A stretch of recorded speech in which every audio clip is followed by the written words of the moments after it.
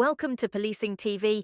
Each week, we will explore the highlights from our latest videos, diving into topics like AI, technology, drugs, and the people shaping the future of policing. In this first clip of the week, Mick Willing explores the future of policing, rising public expectations, evolving crime, workforce and leadership challenges, highlighting the need for innovation, partnerships, and a renewed focus on trust and well-being. I think policing in general, certainly in the Western world, are facing some fundamental challenges and some serious challenges that they're going to have to, it's going to have to adapt to.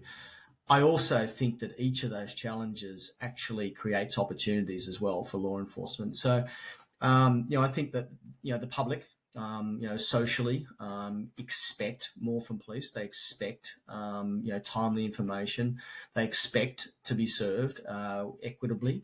But that also has to be delivered, within means, and operating within budgets has always been a challenge for law enforcement agencies, and it always will be. So, delivering policing services with those sort of social and economic pressures is an ongoing challenge. Crime, you don't have to be Einstein to understand that, the nature of crime is changing with online crime, transnational crime, borderless crime, but also there's an increasing focus locally here on, I guess, niche issues like youth crime and crime in regional areas, and those sort of volume crime issues and quality of life issues that are impacting on people are increasingly contentious here in Australia as well, and they pose challenges.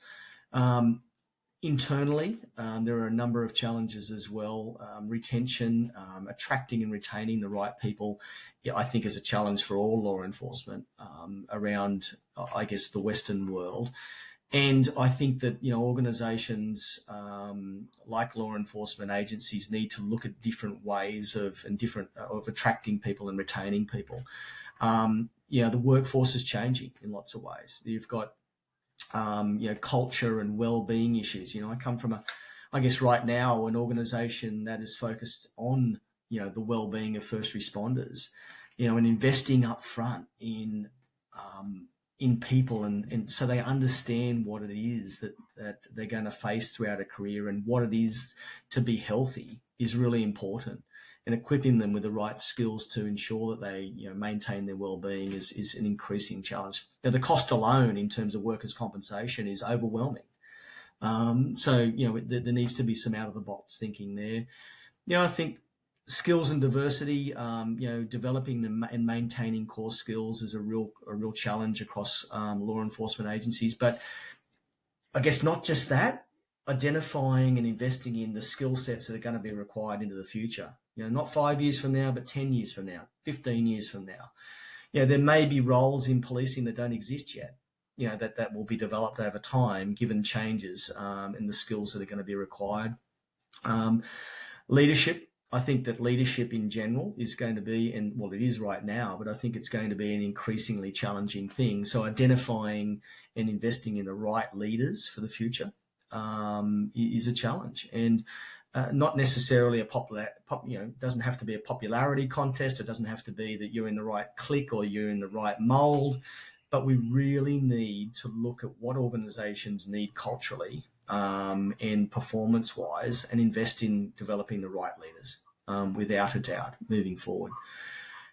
In this clip, delegates share inspiring highlights from the IAWP conference, from powerful sessions to global networking, and explain why women's conferences remain vital in tackling inequality, building solidarity, and shaping more inclusive policing. What's been your highlight so far of the conference? I think the highlight for me is all the different nationalities, and kind of the takeaway from that is that these issues aren't unique to your own organisation or your own country, that they are experienced worldwide. And yeah, I've got quite a few actually. So today I listened in on the Manchester Arena bomb terrorist attacks. That was really insightful, given that's not a world I come from. Meeting different people from around the world and listening to what they're doing in their forces, and learning and getting inspiring quotes and work that they're doing. So, I mean, everything, the culture, the networking. Also, you get so many opportunities to connect with each other, share experiences, make good friends, because we are all actually sisters-in-law. But sharing experiences is a very good opportunity for us. do you know, for me, it's the opportunity to see everybody from around the world and having the time to actually properly network and get on with people and and actually understanding we've got so many similarities across the world as well. But today is National Dress Day, and I feel actually, do you know what? Because I've been busy organising, I should have really put my tartan on. Missed opportunity, but definitely not for the next time. I'll be wearing my tartan. This conference. So the highlight for me is I'm an award winner. So Congratulations. Thank you. I received an award for mentoring and coaching for the work that I've done in my falls in Lancashire, in the Lancashire area. And for me, the highlight was two actually. One was to be present and witness and celebrate Nikki's well-deserved achievement. More importantly, to see the ongoing work across the globe and listen to all the inspiring stories from the women across the globe. And why do you think it's important to have women in policing conferences? A lot of the pushback I hear is like, we don't need this anymore in 2025. Why do you think it's important? Because gender inequality is still an issue, and to understand different people's perspectives of it, we're all at different stages of how we're tackling that. So there's lots of valuable lessons that we can learn from different nationalities, countries, etc. So they are still valuable. Number of reasons. One, sometimes other women are women's biggest critics, and actually all being in a room together is absolutely inspiring, and actually seeing sisterhood in one place and uplifting and supporting one another in what is a very challenging space, especially because it's male dominated. Okay. It's an opportunity to gather together. We are globally international, and I mean, sharing experiences and getting to know new practices is very important for us. Some of us make connection, but after this conference, we continue our friendship and continue sharing our experiences, which will benefit to us as a woman, but also to our organizations. Okay. Do you know, I've got a couple of my volunteers from Police Scotland who are men who are getting so much out of this as well. It's just so exciting, and the buzz, learning different things, sharing so much knowledge and experience in the room, and bringing out a massive group of people together. So yeah, for me, my volunteers, so I've got several volunteers from Police Scotland in different parts of policing, as well as I say, men, females, different ranks. We've got our superintendents here, right through to new constables. So yeah, no, for me, I think it's that kind of buzz it's got about, and that positiveness about policing. And this is a question specifically for you. I've been to conferences before where there's been one or two men there, and they always tell me how intimidated they feel. It's because it's the first time they've been the only man in the room. Do you want to share your experience of this? Well, I was not intimidated at all. I just find it quite interesting. I think more men should attend to get a bit of an understanding of what it's like for women in policing. I give a perfectly good example. If a job was advertised today, I would just apply for it. And for my female colleagues, it tends to be, I need to think of my childcare, who's looking after my in-laws or my parents. I've got to make sure the children are well fed and they're watered. Men don't think about that. That's just one example. And then you can then take that away, and how do you implement that learning into your policies and your strategies so the working place becomes more female friendly, and we adapt to accommodate women so they can fulfill their potential.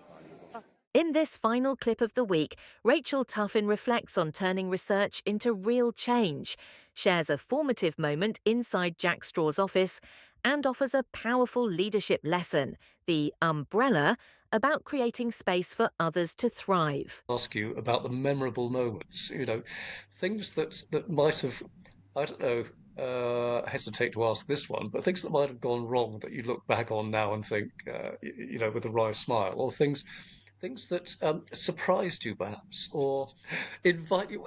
What are your memories of that time? Clearly a part of it, that the police research group, was the energy of that group.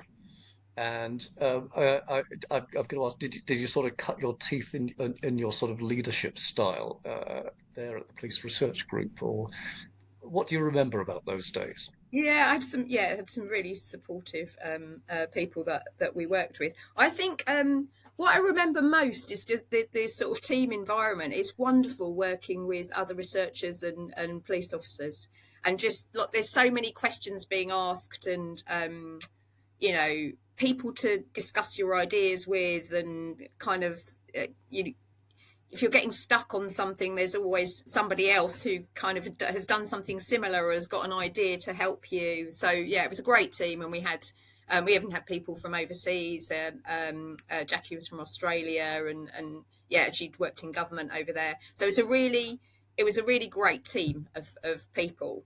And I think the other thing is the sort of you learned how to deliver a project end to end on your own. Pretty much, because you sometimes needed to do that, but you know, as I say, with this help from people in the background.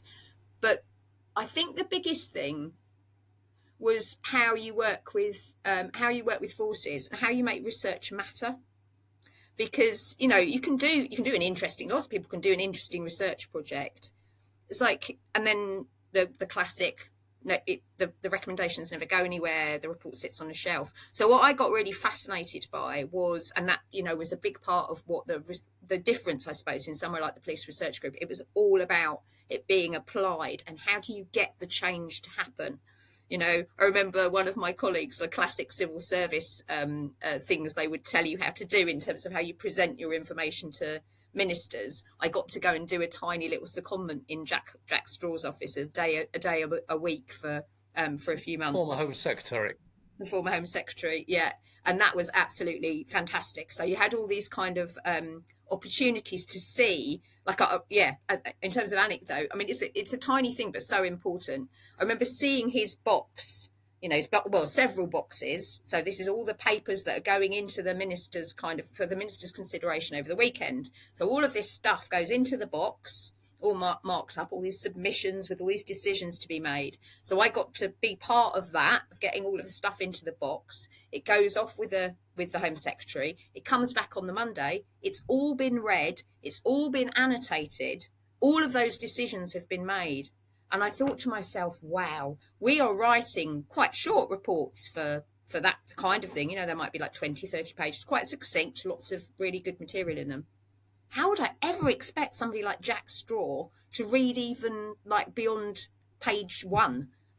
And that moment for me was like, really, okay, so we've got to really think about how do we get our information into a pithy enough form or into the right place, so that it's part of the process that people are already using. Don't come with your separate book. You need to embed your thinking, your findings into other people's processes, so that it becomes part of what they're doing. I think that was the start of that for me, which became such a big theme later on. It's got to see it from their perspective, get into their shoes and walk around in them for a bit. Thank you for watching. Tune in next week.